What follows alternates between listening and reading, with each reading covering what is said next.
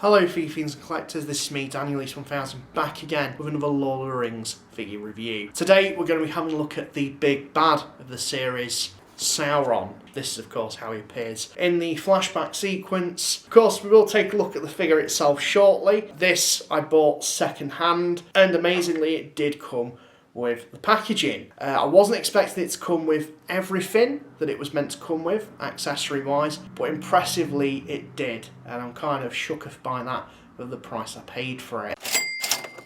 Nonetheless though, as always, let's take a look at the packaging itself. Of course you've got the big window packaging there so you can have a look at the figure.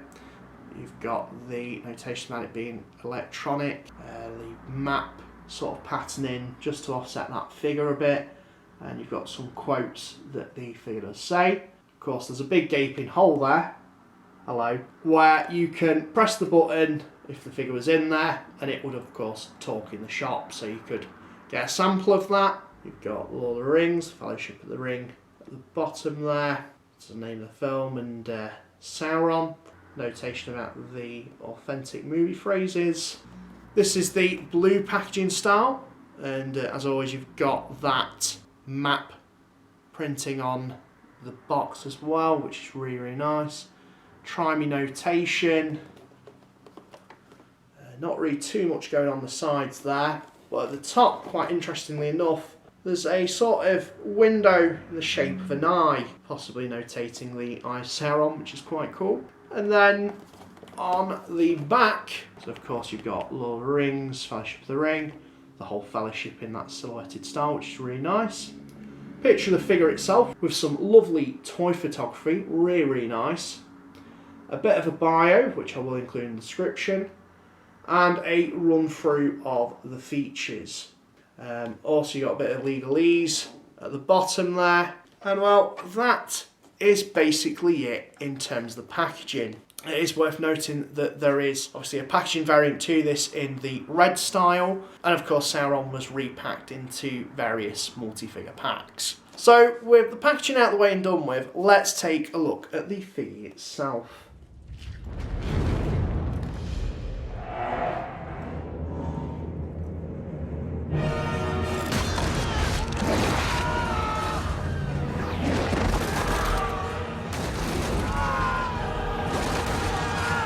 So here we have Sauron, and what a beast of a figure this is. I am blown away with the sculpting and detailing, particularly at this time when this figure was made. And factoring in the play features, this is remarkable. I'm really, really pleased I picked this figure up. You've got some absolutely insane sculpting, and paint application isn't too, out there, but it just really offsets everything with a bit of a wash, and it just looks absolutely awesome. Just having a look around the figure, of course you've got his big helmet there. Mine has a bit of warping just on one of the horns, but I'm sure you could probably straighten that out. Not a single part of this figure is really left plain. I really love the armour cladding, and Toybiz have absolutely captured that perfectly. As you look over it, you can even see the clasps where the armour would buckle up. Just every part of this figure has something to look at. Just really, really imposing, really, really menacing, and such a big figure as well. Just for comparison, I do have Isildur to compare him to. He absolutely towers over him. I love that. So, yeah, just really, really cool. You've got the fabric cloak as well, which flows really, really nicely, and it attaches via some elastic around the arms. Of course, the cape is really, really tattered and frayed, and that's not because it's second-hand, but just because that's how it was designed. In terms of the legs, if we just move down, you've got lots of spiky spikes. Just really, really brutal and gnarly looking figure. The boots as well. Look at the detail on that. Just amazing. Amazing, amazing stuff. Now, in terms of his accessories, and this is the thing that I was really impressed with, particularly buying it second hand. One thing that you do typically find when you see listings for second hand Saurons is the fact that it's missing the one ring and the hand, because the hand, like in the film where Isildur cuts his fingers off and the ring falls, you can do that, and I'm just being very, very careful because I don't want to lose that ring. But you can remove the fingers from his hand, which is just so badass. I love that feature. And of course, the ring is separate and it is removable from the actual fingers there. But yeah, it just pegs in to the actual hand, and that's just remarkable. Really, really pleased that that's complete. Now, it is worth noting, because of how small the one ring is, Toybiz included a pack of 4 rings within the figure, and I was full well expecting, okay, that's the one thing that this isn't going to come with, because the listing of this particular figure, it had it in the box. You could tell it was loose, but you couldn't tell if it actually had the rings. That I just assumed it wouldn't. How wrong could I have been? It did, as you can see just here. I'm blown away with that. It's still in the baggie, it's still sealed, but you get 4 extra rings just in case you lost them. And again, that's one of the things that a lot of the second-hand ones don't come with. So it's just worth bearing that in mind if you were looking to get this guy. Of course, the way how the fingers are posed as well, you can get him in that really sort of iconic look that you see in the film. One ring to rule them all. Other than that, in terms of accessories, he does come with his mace, and that's really, really cool. You can take that out his hand. Yeah, there's not too much detailing or paint going on. Of course, mine's a little bit warped again, but a bit of hot water would probably fix that. But there's some really cool sculpting on it. You've got the handle, also some markings just on the shaft of the mace. Just badass. But this just has a real shelf presence. It looks so intimidating and imposing. It's just so metal. It's so awesome. And something else that I really love about this figure is just the fact that the play feature is concealed by the cape. So there is a button at the back, which, you know, you can see it's pretty obvious it's a button just there. When you press it, he does speak, and he does have lights. So if we do that now.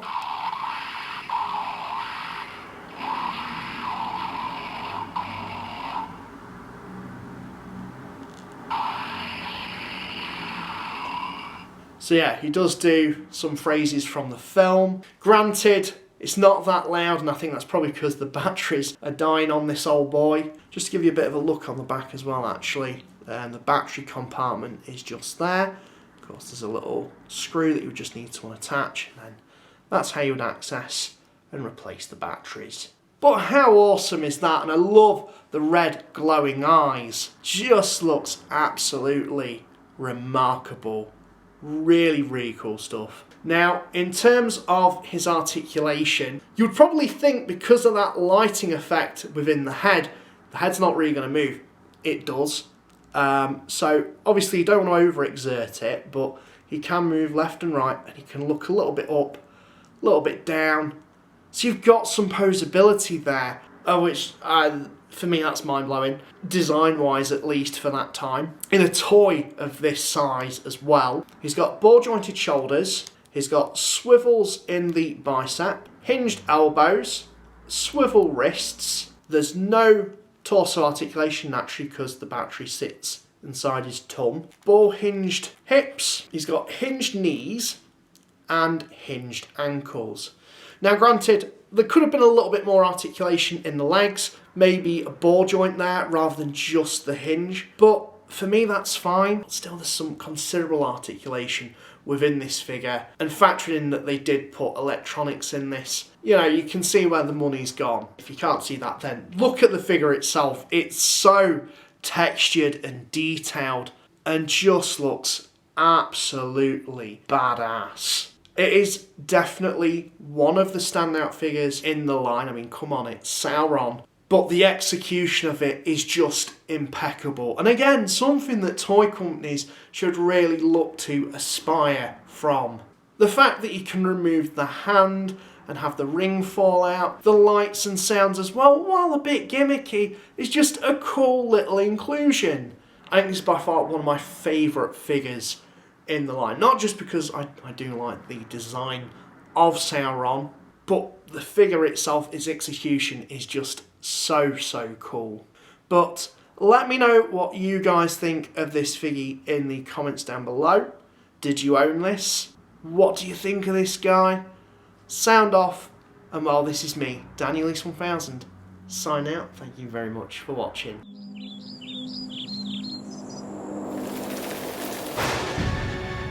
Snack